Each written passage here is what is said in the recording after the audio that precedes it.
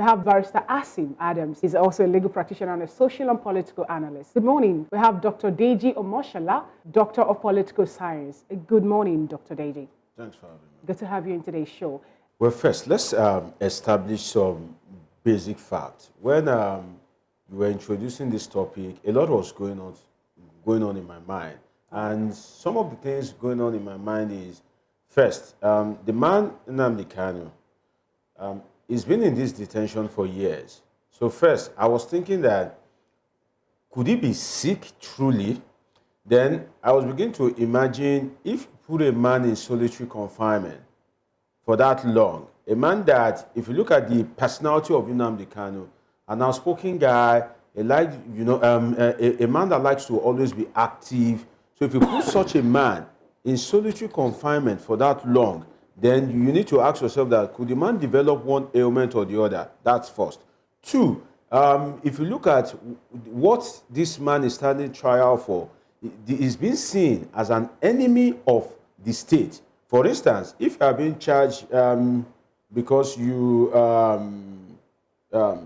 urinate in public space, the state is trying to sanction you, but you are not seen as an enemy of the state, right? But when you are charged for treason, for terrorism, you are being seen as trying to pull down the structure, the apparatus of government. So you now look at it that those that are in prison, that are not even regarded as the enemies of Nigeria, what kind of condition are they being subjected to?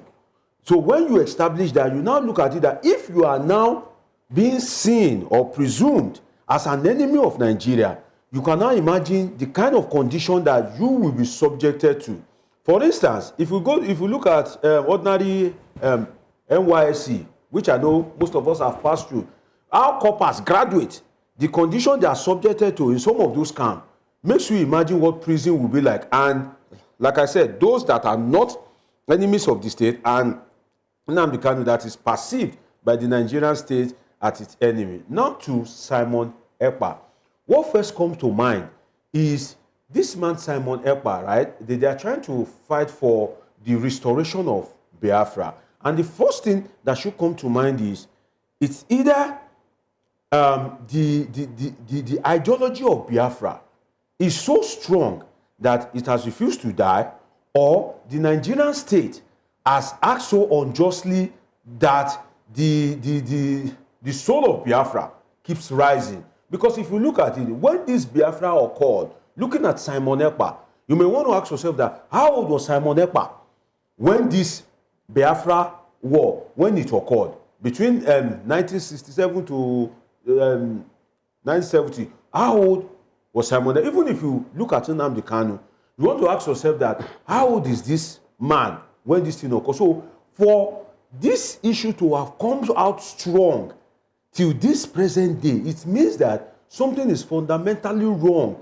as a country, that perhaps should we begin to investigate whether the injustice of Nigerian government has failed to bury the ideology of Biafra. Because if you look at the country, it is a marriage, and anything that pertains to ideology doesn't die quick.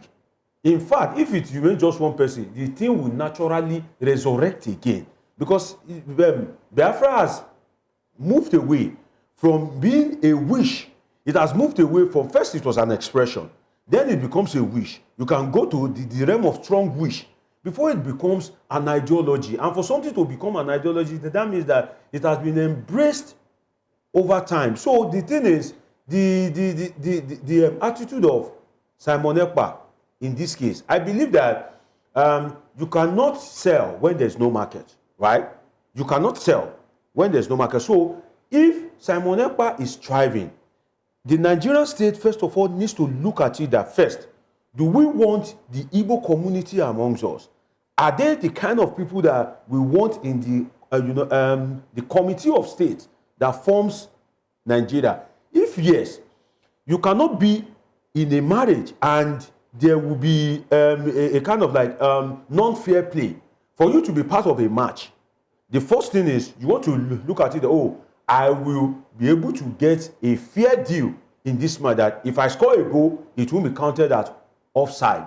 right? So the thing is, you need to look at it first. When you now look at it, that means that by addressing some of the core issues that make Biafra an ideology, you are naturally demarketing Simon Ekpa.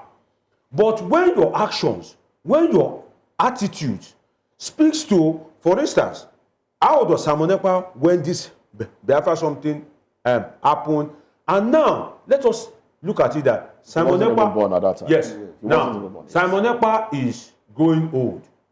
Let us look at the kids of nowadays, those in primary school, secondary school, and we look at them now. What is happening?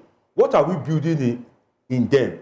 Are we building this particular perspective that, oh, there is really an injustice? Because in a Nigerian country whereby bandits are being bribed, bandits are being given, treatment that the ordinary legitimate citizen are not being given. Okay. In a country whereby terrorists are being pardoned, you now ask yourself Sorry, please. Oh. Now that you mentioned that, let me just draw a comparison now between Nnamdi Kanu's issue and that of Sunday Igboho.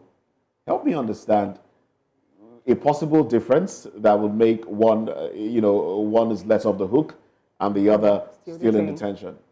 Well, the thing is, if I look at the issue of Nnamdi Kanu and Sunday Igboho, in comparison, they have, to my mind, more similarities than differences. In the sense that, let us look at the major thing that Sunday Igboho is asking for.